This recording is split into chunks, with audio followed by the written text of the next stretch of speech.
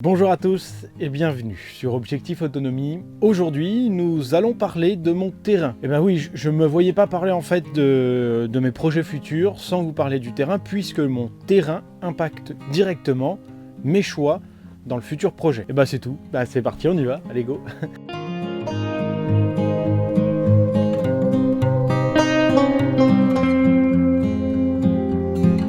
Tout d'abord, mon terrain se situe en région Grand Est, anciennement la Champagne-Ardenne, dans le département plus particulièrement de l'Aube. Sur le papier, nous sommes à cheval sur deux zones USDA, la 8A et la 7. Grosso modo, on peut descendre à -10, -15. Le climat est donc à cheval sur le climat océanique dégradé et le climat semi-continental. La terre est quant à elle argilo-limoneuse, donc c'est pas mal. Enfin, pour moi, ses faiblesses sont également ses forces. Avec un apport conséquent, je pense, de matière organique, on aura à terme quelque chose de vraiment très bien. Voilà pour les grandes lignes. Le terrain sur lequel je cultive est en effet une chenevière. On l'appelle comme ça ici, chenevière, en hommage, surtout par rapport aux cultures de chanvre, dont l'Aube est pionnière depuis maintenant presque un siècle. On pourrait comparer ça finalement, les chenevières, à ce qu'on appelle, dans le Nord par exemple, les jardins ouvriers. Il s'agit donc d'une multitude de petits terrains avec une multitude de petits propriétaires. Et cela, ça a plusieurs particularités que nous allons voir maintenant. Initialement, pour vous rappeler, j'ai acquis un terrain de 700 mètres carrés. Et on me prête deux zones. L'une de 150 mètres carrés et l'autre de 350. Ça nous fait plus ou moins 1200 mètres carrés cultivés ou en culture ou avec des arbres, etc. Ensuite, quelqu'un du village nous a également prêté un autre terrain qui se situe à quelques mètres. Celui-ci fait plus ou moins 1400 mètres carrés. On verra en cours de cette saison ce qu'on mettra dedans. La première particularité de ce terrain, d'ailleurs presque de tous, c'est leur longueur. Ils font à peu près tous 100 mètres minimum de long, pour à peu près 5 mètres de large. Deuxième particularité, c'est que le terrain est pentu. Alors quand je dis pentu, j'exagère un peu, il est légèrement en pente, mais ça a quand même son importance lors des moussons annuels. Bien entendu, quand je dis mousson, vous me comprenez, lors des inondations.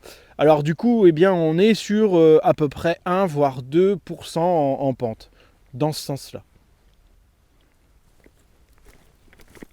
Troisième particularité, c'est que le terrain est également en biais.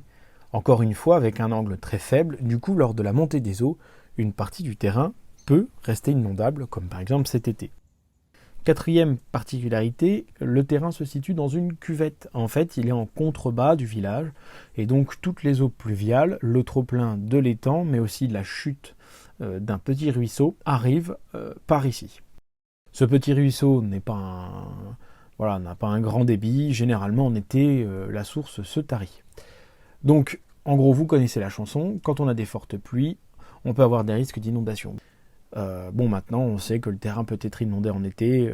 Ça, on ne le savait pas initialement. Maintenant, on le sait. On fera un peu plus attention. Dernière particularité, et non des moindres, c'est que l'ensemble de tous ces petits terrains-là sont entourés de chemins communaux, ici et là. Alors difficile derrière de pouvoir mettre en œuvre des baissières ou d'autres systèmes qui me permettraient de mettre hors d'eau mon terrain.